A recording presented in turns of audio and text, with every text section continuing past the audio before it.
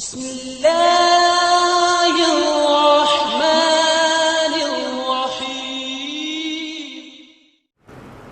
ہمارے ہاں بعض خطیبوں کی عادت ہے کہ وہ ڈرانے والا پہلو بہت غالب کرتے ہیں، کہ ہر وقت لوگوں کو ڈراتے رہتے ہیں جس سے مایوسی پھیلتی ہے۔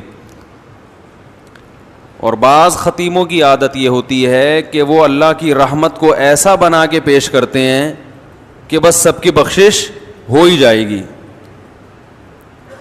اور رمضان میں تو ویسے ہی بخشا جائیں گے، جمعے کو مر گئے تو بخش گئے، رمضان میں مر گئے تو پھر تو بخشش پہ مہر لگ گئی، اور اگر رمضان میں 27ویں رات کو مر گئے تو بے شک چرس پی کے مرے ہوں پھر بھی کہاں جائیں گے؟ جنت میں جائیں گے۔ گانا گا کے مرے ہوں یا چرس پی کے مرے ہوں یا کسی کی جیب کاٹتے ہوئے مر گئے، جانا سیدھا کہاں ہے؟ جنت میں۔ یہ بھی غلط ہے۔ اس میں جو اعتدال کی بات ہے وہ وہی بات ہے جو اللہ نے بتائی ہے۔ قل لعبادی، اے نبی میرے بندوں سے کہہ دیجئے، انی انا الغفور الرحیم، کہ میں غفور بھی ہوں اور رحیم بھی، وَأَنَّ عَذَابِي، لیکن یہ بھی بتا دیں کہ میرا جو عذاب ہے هُوَ الْعَذَابُ الْأَلِيمُ، وہ دردناک عذاب ہے۔ اس میں اللہ نے ہمیں بتا دیا کہ اللہ کے بارے میں تمہارا کیا کانسیپٹ ہونا چاہیے، یہ اللہ نے خود بتا دیا۔ اب دیکھیے قرآن کی بلاغت ہے کہ اللہ اپنے بارے میں جو بتانا چاہتے ہیں نا، اس کے بارے میں اللہ نے جو الفاظ استعمال کیے ہیں وہ بڑے عجیب ہیں۔ ہم جب کسی کو ڈراتے ہیں اور ہم جب کسی کو اپنے بارے میں یہ بتانا چاہیں کہ میں اچھا سلوک بھی کرتا ہوں لیکن جب میرا میٹر گھومتا ہے تو برا سلوک بھی کرتا ہوں، تو ہم یہ اس طرح بتائیں گے نا کہ بھائی میں بہت اچھا بھی ہوں لیکن بہت برا بھی ہوں، یہ کہیں گے نا ہم۔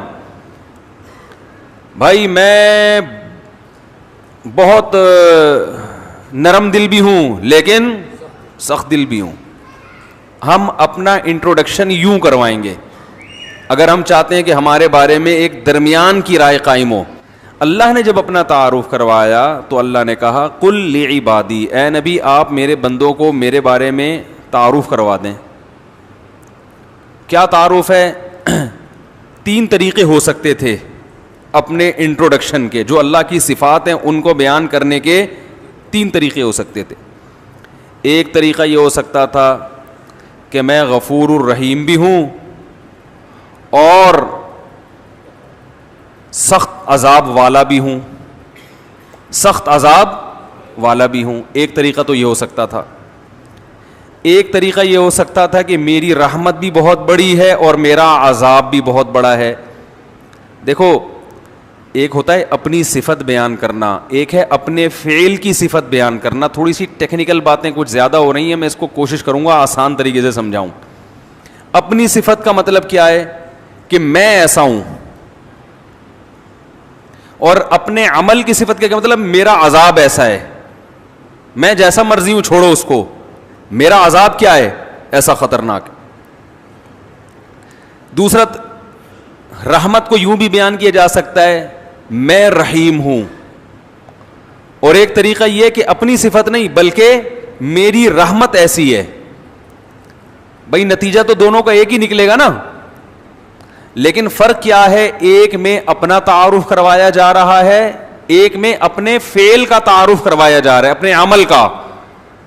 ارے بھائی جب کسی کو دھمکی دیتے ہو ایک طریقہ یہ کہ میں بہت سخت آدمی ہوں، اور ایک ہے میرا چماٹ بہت سخت ہے۔ اب سمجھ میں آئے گا جو میں کہنا چاہ رہا ہوں، میرا جھانپڑ بہت ٹائٹ ہے۔ ایک طریقہ یہ ہے نا، بھائی کوئی پیسے نہیں دے رہا آپ کے، 1 لاکھ روپے لے کے بھاگا ہوا دے نہیں رہا، آپ جاؤ گے اس کے گھر بیل بجاؤ گے، بھائی جان ذرا 25ویں دفعہ آپ کے گھر آ رہا ہوں، ذرا باہر آئیے۔ جی کیا کام ہے؟ جی بھائی بات یہ ہے کہ میں 25ویں دفعہ پیسے مانگنے کے لیے آ رہا ہوں آپ کے گھر میں۔ وہ کہہ رہا ہے یار اصل میں ایکچولی مسئلہ، جیسے کہ لوگ کرتے ہیں، ایکچولی مسئلہ یہ ہے کہ وہ ابھی میرے پیسے بھی نکلے نہیں ہیں، کھلے نہیں ہیں، یا کیا ہے، کوئی بھی ٹاپک کرا دے آپ کو، تو آپ اسے 2 طریقوں سے دھمکی دے سکتے ہو۔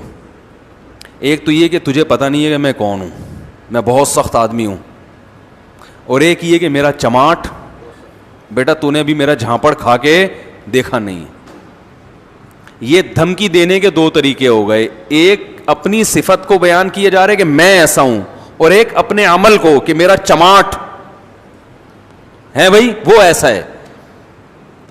تو اللہ تعالیٰ نے جب رحمت کا تذکرہ آیا تو یہ نہیں فرمایا میری رحمت بہت بڑی ہے, اگر دوسرے مقام پر تو فرمائے میری رحمت بہت بڑی ہے, لیکن یہاں دونوں کا جب ایک ساتھ دونوں صفت کو جب ہائی لائٹ کیا جا رہا ہے اکٹھا, دو متضاد صفات کو, تو رحمت کو اپنی صفت بنا کے پیش کیا, عذاب کو اپنی صفت بنا کے پیش نہیں کیا. کہا قل لعبادی, میرے بندوں سے کہہ دیں, انی انا الغفور, میں مغفرت کرنے والا بھی ہوں اور رحم کرنے والا بھی ہوں, یہ میں والا ہوں, لیکن عذاب والا نہ ان عذابی, میرا جھانپڑ بھی بہت سخت ہے, میرا عذاب بھی بہت کیا ہے, سخت ہے. اس سے پتہ چل گیا کہ میں عذاب والا نہیں ہوں.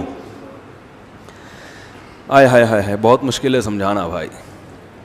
میں عذاب والا نہیں ہوں, لیکن کبھی کبھار جب عذاب دیتا ہوں تو پھر ہلکا جھانپڑ بھی لگا دیتا ہوں میں کبھی کبھار, اور پھر وہ جھانپڑ بہت سخت ہوتا ہے, وہ مکہ بہت سخت ہوتا ہے, وہ عذاب کا کوڑا بہت سخت ہوتا ہے.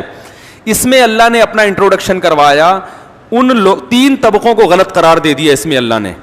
وہ طبقے جو ہر وقت اللہ کی رحمت ہی کو بیان کرتے ہیں اور لوگوں کو یعنی بے خوف کر دیتے ہیں کہ بس سب کی مغفرت ہونی ہے, رمضان میں مر گئے, چرس پی کے مر جاؤ, کچھ بھی کر کے مر جاؤ, یتیم کا مال کھا لو, بہنے کی وراثت دبا کے بیٹھے ہوئے ہو, حج پہ کر جاؤ گے سب معاف ہو جائے گا, اور جناب مہر کھا گئے, اور جناب وہ ابا سے بھی تمیز سے بات نہیں کر رہا, اماں سے بھی تمیز سے گانے بھی گا رہے ہیں, اور پتہ نہیں کیا کیا ہو رہا ہے.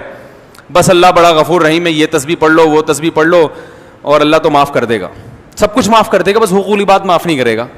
بعض لوگوں نے یہ کہا کہ کیوں بھائی حقوق العباد, حقوق اللہ بھی اللہ نے کہا کہ میں معاف نہیں کروں گا جب تک پکی توبہ نہیں ہوگی اور آئندہ نہ کرنے کا عزم نہیں ہوگا. ہاں حقوق العباد میں یہ ہے کہ صرف اللہ سے توبہ ضروری نہیں ہے, مخلوق سے معافی بھی ضروری, لیکن دونوں کا مسئلہ برابر ہے. حقوق اللہ بھی معاف نہیں ہوتے جب تک پکی توبہ نہ ہو.